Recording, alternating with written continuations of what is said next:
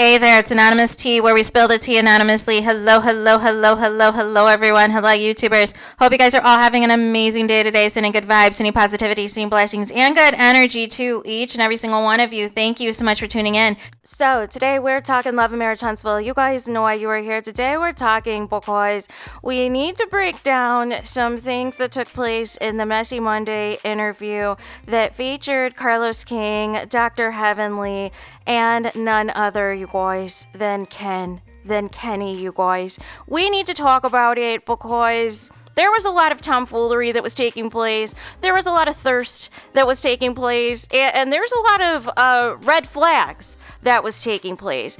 So we're going to get right into it. Number one, Ken reveals basically that as Carlos King is trying to pry and wanted to make it known that this is his first time ever meeting Ken, because he never wants, people to confirm the allegations that he is up close and personal with these cast members, but it's only certain ones, allegedly, right? And so nonetheless, he is grilling Ken, asking him why he was MIA last week, because it was supposed to be a couples interview. It was supposed to be a joint interview with him and Trisha. So Ken reveals, he confirms, which I said in a previous video, that they had a fight, that they had an argument in regards to social media. Now, this comment is interesting because later in the interview, Ken also says that he doesn't pay attention to social media. So I don't understand these people. You guys say you don't pay attention to social media. You guys say you guys don't look at people's YouTube, but yet you're able to articulate and regurgitate things that have directly been said on a blog or on a YouTuber's channel or what have you. So clearly you're in tune somewhere. Somebody's tuned you in, right? You're aware of who and what is being said about you, right? So nonetheless, they had this argument.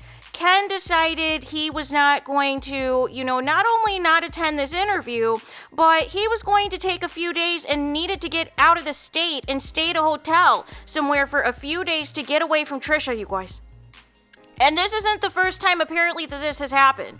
That apparently he has also, normally whenever they get into it, he, goes out to the car across the street in front of a neighbor's home and sits there for a few hours to cool off or whatever, and then comes back in. But this time, it was so bad that he had to take a few days and stay at a hotel somewhere. And I'm just trying to figure out what is going on with Trisha, that these men, as much as they want to ride for her and defend her and say that they're quote-unquote not going anywhere, you physically leave the state, though, whenever there's drama, whenever there's issues, whenever there's a disagreement of sorts. Instead of working out the issue at hand as an adult, or saying, you know what, this is too much stress, this is too much drama, this is too much toxicity and chaos, let's just end it here. Because if you have to keep leaving the premises and you can't even have a civilized conversation without things escalating and you have to remove yourself from the situation, that is not a good look, Ken. That's not, true love or couples goals or anything, right?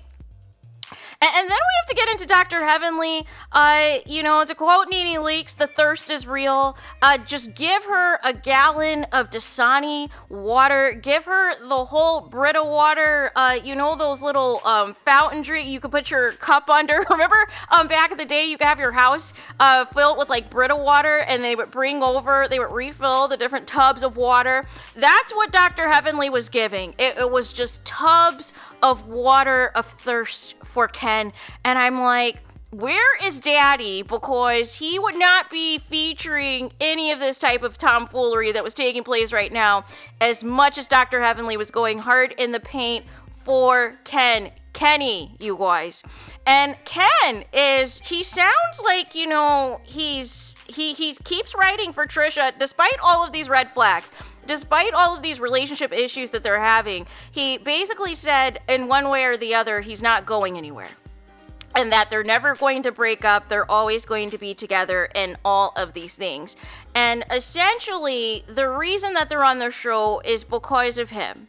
And that is why they're on Love and Marriage Huntsville. That basically Trisha, since she loves him, rides for him, whatever, agreed to do this show in support of him, which makes sense as to why Trisha looks completely out of sorts on camera, looks completely uncomfortable on camera, is gritting her teeth through all of her scenes on camera, cannot keep the lies straightened out on camera. It is all over the place.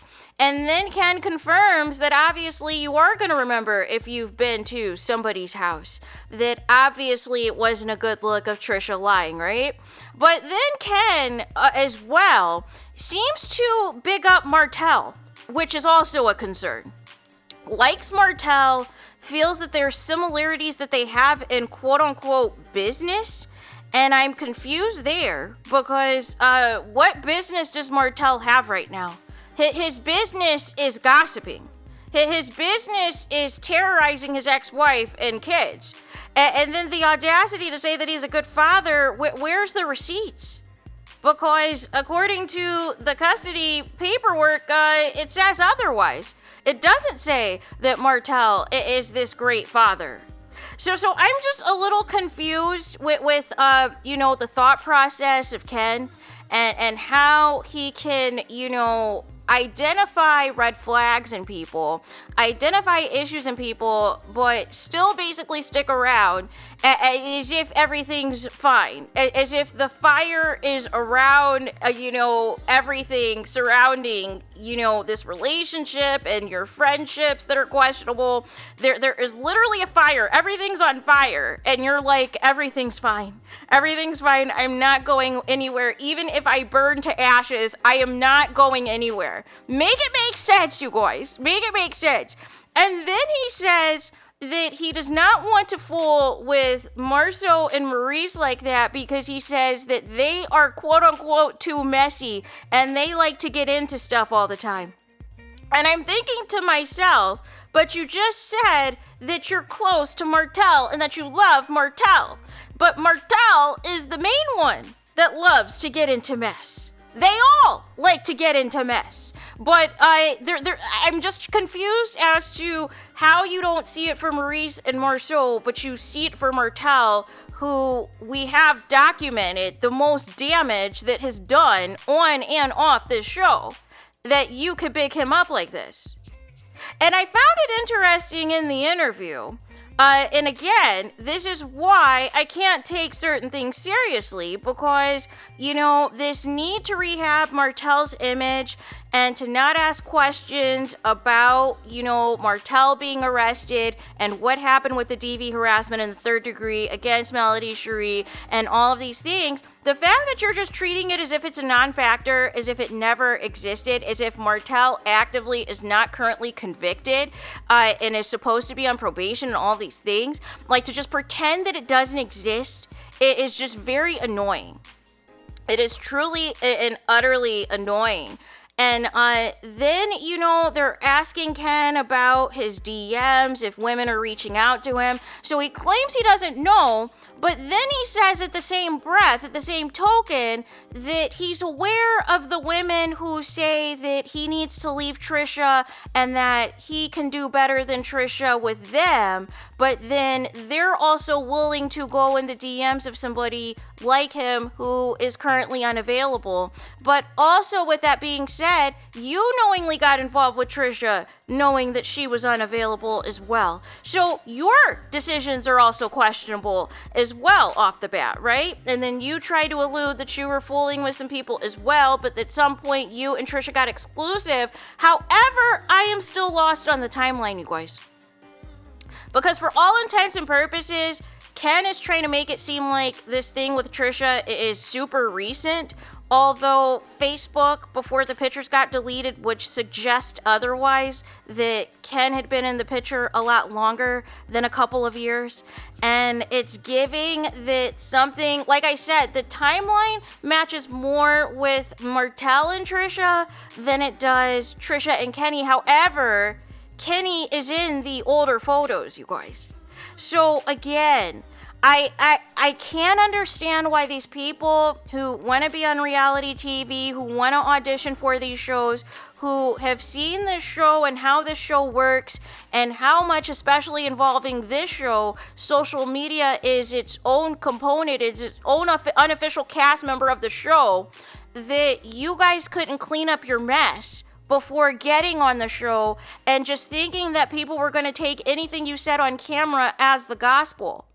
And this is why you guys get agitated, because you guys don't want to be called out for your lying. You don't want to be called out for being exposed. And, you know, Carlos King, he's loving all of this, right? And he's like, I'll see you at the reunion, and saying that him and Trisha need to do couples content. Again, Dr. Heavenly, I mean, just the thirst of it all. I mean, I thought she was about to risk it all a few times in this interview, you guys. I thought she was about ready to be like, listen, I'm currently separated from daddy. like that's how serious it was that Dr. Heavenly was making, you know, this interview and, you know, continuing to compliment Ken, talk about his looks, talk about all these things. And it's like, you guys don't get it. You guys don't get it at all. This is not the flex that you guys are thinking that this is, right? And then he also wanted to hype up, you know, why he feels that he is the father that stepped in and why, you know, Trisha's husband is in his feelings, right? And basically said that he did not try to turn the kids against their father and that he has tried to encourage the kids to have a relationship with their father, and basically said the father is a deadbeat, that the father would commit to picking them up from school, would commit to taking them to the dance or whatever, and then essentially would be a no-show, right? So in comes Ken, the father that stepped in, is the one who is doing all these things, and the daughter is estranged from her father at the moment because it has been nothing but broken promises. But he also said as well, you know, in order for you to repair things with your own kids, you need to also make an effort, right? You can't be making empty promises and not showing up, and then at the same token as well, getting in your feelings that you are pissed off that I'm doing everything that you're supposed to be doing, right? But basically said he doesn't need any accolades or any pat on the back for, you know, doing what any, you know, man who was raised right should be doing, but also wanted to brag as well, right? Also wanted to, you know, big himself up over this dude. And I have come to the conclusion that Ken has convinced Trisha to be on this show, you guys, to make this divorce move forward. That's the only other explanation, or this entire storyline is fake, right? That's what makes the most logical sense at this point, that this show was going to be the kick in the pants to get Trisha to sign those divorce papers or file for divorce or whatever the truth is, right? But ultimately to be divorced from this husband so Ken can move forward and wife her up or whatever. It is what this energy is giving, right? That pretty much he was tired of the stalling, he was tired of the waiting, because he even said there was a period of time that he felt that Trisha still wanted to get back with her ex-husband, well, technically it is still her husband, but wanted to get back with her husband, and, you know, didn't understand the delays, didn't understand why the divorce wasn't finalized, and there was a period of time that he thought that she wanted him around, still as a husband, that there was still something unresolved there, but it sounds like now he knows that it's over, and basically is utilizing this show to hopefully speed things along.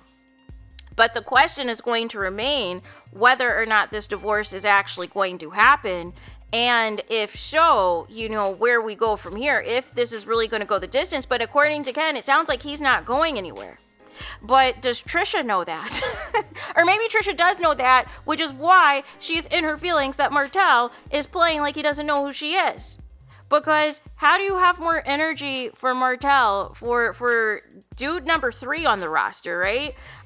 You know, than you do who's supposed to be your main dude, and then your husband, but you have a main dude. This love square nonsense is crazy to me. It's absolutely crazy.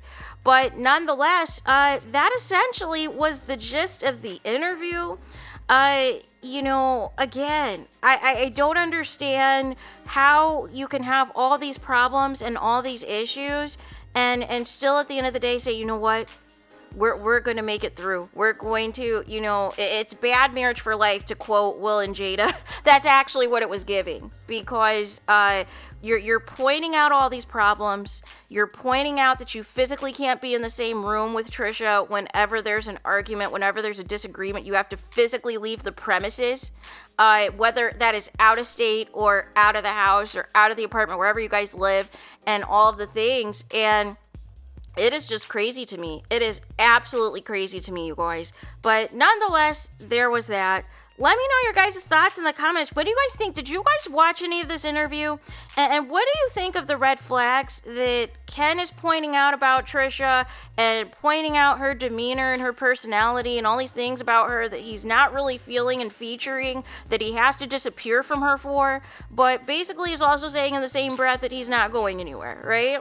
But then also wants to judge the people that also want to offer their services to treat him better than Trisha, knowing that he also is technically unavailable, even though he technically knew Trisha was unavailable when they started dealing with each other, and the timelines are not timelining, you guys, compared to the deleted Facebook photos. So there is that. Let me know your thoughts in the comments. Please do not forget to like, comment, and subscribe. Hit the notification bell so you're notified the moment I post new content on my channel. And with that being said, I'll talk to you guys again very soon.